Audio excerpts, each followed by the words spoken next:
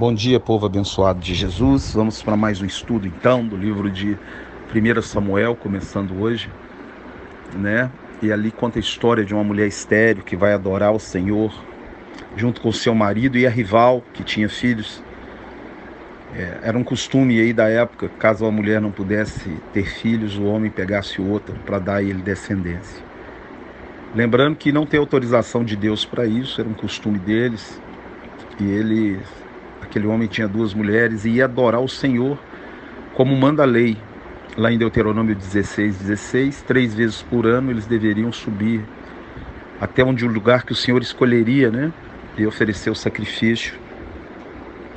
E ali o tabernáculo de Deus, aquele tabernáculo do deserto, Josué colocou em Siló. E ali foram se construindo casas em volta, né, do tabernáculo. E o povo ia adorar de ano em ano ali, né? Servir ao Senhor com as suas ofertas. E essa mulher sobe com seu marido e ela está amargurada de espírito, porque Ana era estéril, não podia ter filho e a sua rival a importunava.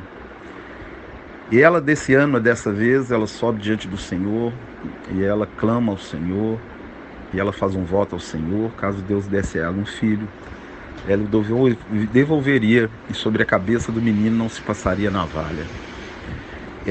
Esse detalhe de consagrar a criança ao Senhor para ser um nazireu, ou seja, uma pessoa exclusiva dele, que seria cheia do Espírito, né? E ela devolveria ele para o sumo sacerdote para servir ao Senhor todos os dias da sua vida.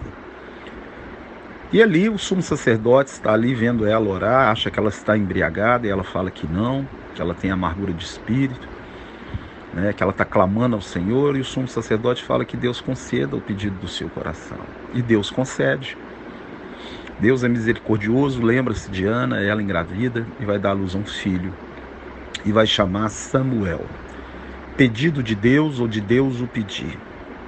E quando o menino desmama, ela vai cumprir o voto, devolver o menino. Você vai ver o cântico de Ana no capítulo 2. E é interessante nesse cântico que ela reconhece que é Deus que dá a vida e que tira, que exalta e que abate. Que todas as coisas, né, dependem do Senhor. E que Deus honrou. E quando ela devolve o menino, o sumo sacerdote profetiza, né, sobre ela e fala que ela tenha mais filhos. E aquela que era estéril, que não reteve a bênção do seu primeiro filho, devolveu para o Senhor, Deus vai dar a ela mais 5 filhos. É interessante, né? A primeira coisa que a gente aprende é que quando nós não retemos a bênção, né, nós passamos a bênção, Deus nos abençoa mais ainda. Ela podia ter ficado com o menino para ela, né? Ela não precisava ter feito esse voto de dar o menino, mas ela quis honrar o Senhor com a primícia, com aquilo que era o primeiro, o melhor, a coisa mais importante dela. E ela deu o filho para o Senhor. Essa história também nos lembra da história mais conhecida do mundo, a história de Jesus Cristo. Porque Deus não reteve o seu único filho, Ele deu por nós. E deu para morrer na cruz. E Deus que tinha um filho, Ana só tinha Samuel. Hoje Ele tem milhões, bilhões de filhos, porque não reteve o seu unigênito, né? Leia Romanos 8:29, que Jesus Cristo hoje é o primogênito de uma grande família, que nós somos filhos de Deus, né? A história de Ana, ela não reteve Samuel, Deus deu mais filho para ela. E Deus entregou Jesus para que a família dele não fosse de um, mas fosse de milhares de milhões de pessoas de toda língua, povo, tribo e nação. Então ela devolve aquele menino e a história nos conta que ele tinha os seus filhos e os seus filhos eram homens maus. Roubavam das ofertas que o povo trazia e ainda prostituía com mulheres dentro do tabernáculo. E Eli fazia vista grossa para isso. E Deus manda um recado para Eli, falando que aquele que honrar ele, ele vai honrar. Aquele que não honrar vai ser eliminado. E queria levar os filhos de Eli, matar os seus 2 filhos. E Eli escuta aquela profecia. E a Bíblia diz que Samuel, morando com ele, né, dentro do tabernáculo lá, Samuel ele começa a ter ouvir a voz de Deus. Deus começa a falar com ele e ele não reconhece a voz de Deus e acha que é o sumo sacerdote. 3 vezes Deus chama ele. E na terceira vez ele vai até o sumo sacerdote perguntando se é Eli que está chamando. E Eli fala: se te chamar, você fala: fala, Senhor, o teu servo ouve. E Deus fala com ele o que vai acontecer com os filhos de Eli, que eles morreriam, né, por estarem fazendo o que estavam fazendo diante de Deus. Eli força Samuel a contar a ele, fala para não omitir, jurar que não omitiria. Ele conta para Eli aquilo que vai acontecer com seus filhos. É interessante essa história, porque o sumo sacerdote, ele não fez aquilo que a Bíblia manda fazer. Tem em Deuteronômio, capítulo 6, verso 6, inculcar nos seus filhos a palavra, né? Falar dela. E aqueles filhos de Eli não tinham temor nenhum do Senhor. E eles estavam servindo a Deus de qualquer maneira. Servindo a Deus com práticas hediondas, né? Servindo a Deus, prostituindo e roubando.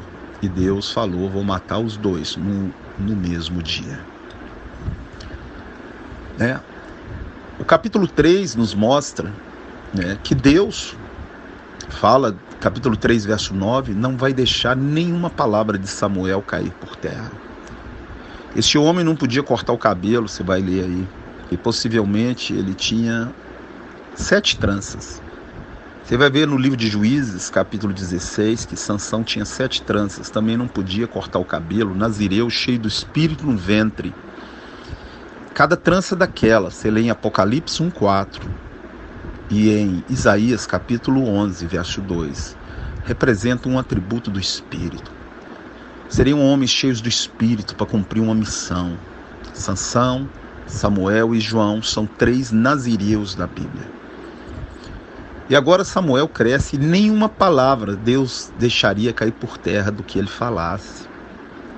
Você vai ver no capítulo 16 que quando Samuel chegava num lugar, as pessoas chegavam diante dele tremendo. Você vai ver no Novo Testamento, quando João Batista ia até Herodes Antipas, que tinha pegado a mulher do seu irmão, Herodes tinha medo dele, porque Herodes é meio judeu, Herodes é idumeu, Herodes é descendente de Esaú. Meio judeu não, descendente do povo de Abraão. E Herodes sabia o que era um nazireu, e ele via João, a juba, né, o cabelão, e ele já sabia que aquele homem era cheio do Espírito, um nazireu, todos eles cheios do Espírito, Sansão, Samuel e João. Outra coisa que nós aprendemos, né, é que nós somos maiores do que os 3, maiores do que Elias. Como assim, pastor? Nenhum deles tinha recebido adoção de filhos, mas nós recebemos a adoção de filhos. Em João 1,12 diz que hoje nós recebemos poder para sermos feitos filhos de Deus. Em Romanos 8,15 recebemos o Espírito de adoção, e eles não. Por isso que o menor no reino de Deus hoje é maior do que todos antes de Jesus. O mesmo poder que estava dentro desses homens está dentro de você. Agora, nós temos que aprender o alerta dessa história. Que os nossos filhos são herança do Senhor. Salmo 127, 3. Mas cabe a nós educá-los na palavra. Cabe a nós ensinarmos a palavra. Eu quero dizer para você que se você fizer o que a Bíblia manda, você corre 50% de chance do seu filho ainda se perder. E 50% dele ser do Senhor, porque ele ainda tem o arbítrio dele. Agora, se você não ensinar, é quase 100% de chance que ele vai se perder. Porque se você não ensinar, o mundo vai ensinar, a faculdade vai ensinar, todos vão ensinar. A Bíblia não fala sobre a mulher de Eli, nem toca no assunto. Às vezes ele era viúvo, teve dificuldade, né? Alguma coisa assim. Isso não é uma afirmação, é uma suposição. Porque a mulher sábia edifica a sua casa, Provérbios 14:1. Hoje as mulheres querem tomar o lugar dos maridos, dos homens. Mulheres empoderadas estão perdendo seus filhos para o mundo. O primeiro ministério da mulher é a família. E eu quero dizer que Deus deu aquilo que Ele mais acha importante para a mulher e não para o homem. Porque família é projeto de Deus. E quando uma mulher ela vai competir com um homem, quando ela sai de casa, quando ela fica empoderada, ela perde. Ela perde. o seu primeiro ministério, que são seus filhos.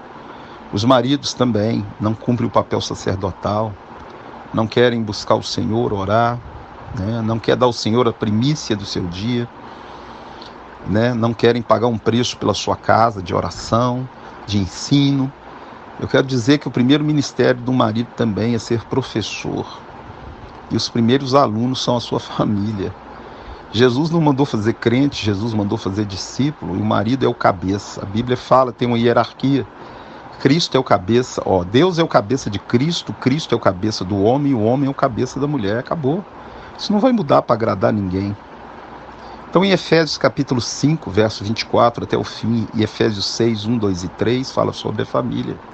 A família de Eli se perdeu, porque Eli foi negligente, Eli fez vista grossa, e às vezes Eli não tinha uma mulher para ajudá-lo, né? Viva, né? Não sei, ou então era viva e omissa na criação dos seus filhos, e os filhos que eram para herdar a bênção, serem sumos sacerdotes, viraram nada, né? Se perderam, morreram, vão morrer os dois no mesmo dia. Carregando a arca do Senhor, na guerra eles vão morrer. Então vocês vão ver, nós podemos aprender que o nosso papel é obedecer aquilo que Deus mandou. Então a história é muito bonita, você vai ver, ele é o último juiz de Israel. Um homem cheio do poder de Deus, um homem com muita intimidade de Deus, né? E um homem que... Então a Bíblia nos ensina sobre a importância, né, de educar os seus filhos, né, de fazer aquilo que Jesus mandou. Lembrando que hoje muitos líderes como Eli têm perdido a sua família, porque às vezes dedicam muito à igreja, esquecem dos seus filhos. Mulheres também têm perdido seus filhos por trocar o seu papel com o seu marido. Samuel, então, ele vai crescer na prudência, na sabedoria de Deus, e nós vamos continuar a história de Samuel amanhã, lendo os outros capítulos. Que Deus te abençoe, te guarde, te livre de todo mal, te encha do Espírito dele e te dê a paz, em nome de Jesus.